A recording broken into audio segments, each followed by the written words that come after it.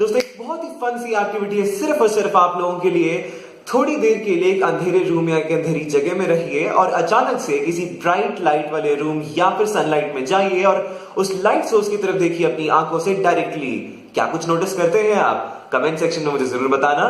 और इस फन से फिनोमेना के बारे में जानने के लिए बने रहे वीडियो में। दोस्तों मैं हूं ऋतिक और आप देख रहे हैं मेरा चैनल द फैक्ट मैन।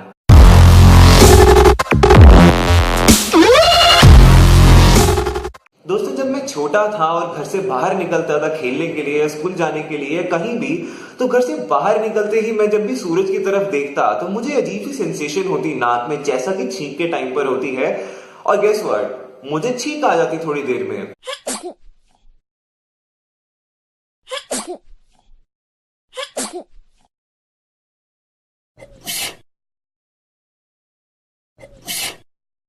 अब जब मैं छोटा था तो मुझे समझ नहीं आया कि क्यों होता है। मुझे लगा कि शायद ये सबके साथ होता होगा।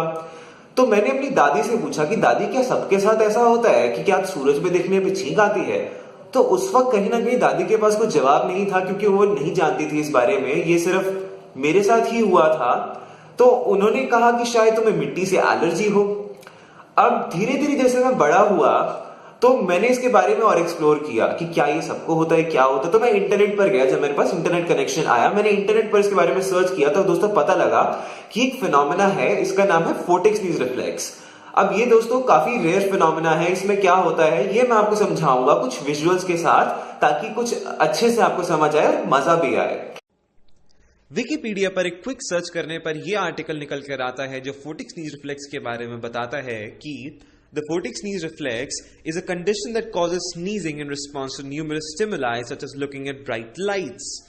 यानी कि फोटिक स्नीज रिफ्लेक्स एक ऐसी कंडीशन है जो छींक इंड्यूस करती है ब्राइट लाइट्स की कंडीशन में होने पर। और इसका एक बहुत ही प्यारा सा नाम है, एक बहुत ही फनी नाम है, वो है आछू सिंड्रोम। और ये आछू कहां से आया? आछू का मीनिंग है एक्चुअली में autosomal compelling हीलियोफ्थाल्मिक outburst.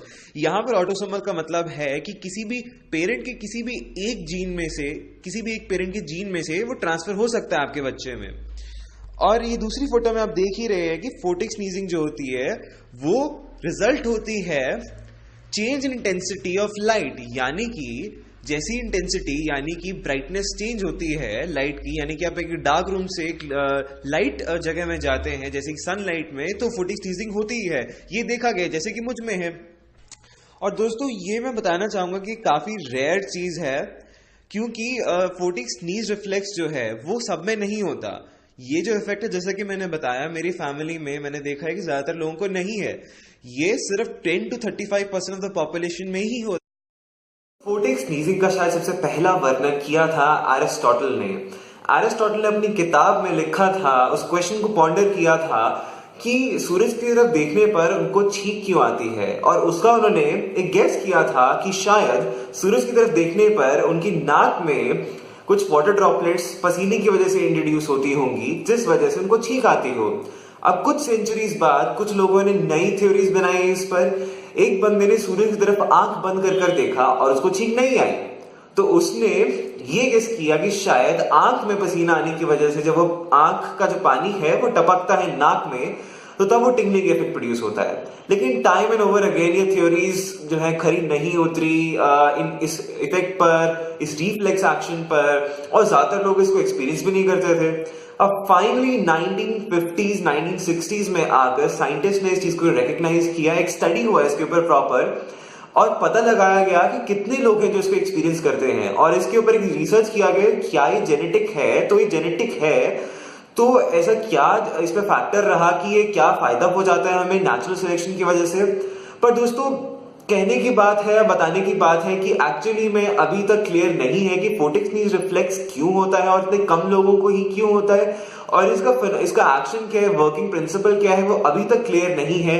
But surely काफी फन चीज है जब आप ये करके देखते हो। स्पेशली जब मुझे होता है तो एक अच्छी सी सेंसेशन भी आती छींक मारने के बाद कि सूरज की तरफ देखो, जब भी छींक मारने का मन करे छींक मार लो अपने आराम से।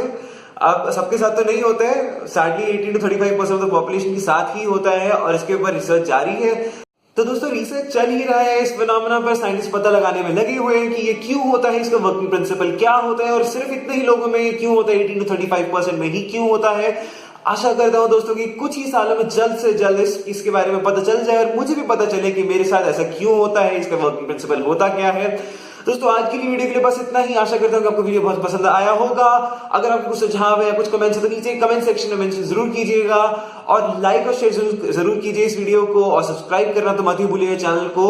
और दोस्तों एक गुड न्यूज है, हमारा पहला वीडियो सजेशन आ चुका है। तुषार बिश ने सजेशन दिया है कि बिग बैंग थ्योरी पर एक वीडियो बनाया जाए। तो तुषार मैं आपको बताना चाहूंगा कि मैं ट्राई करूंगा कि 1 से 2 दिन के अंदर वो वीडियो जो है वो मेरे चैनल पर अपलोड हो जाए और आशा करूंगा कि आपको वीडियो बहुत पसंद आए, आपके डाउट्स क्लियर हुए। और अगर ना भी हुए लोगों को, मेरे व्यूअर्स को भी डाउट्स इस वीडियो के ना क्लियर हुए तो कमेंट सेक्शन में जरूर पूछना मुझसे। अभी के लिए टाटा बाय बाय।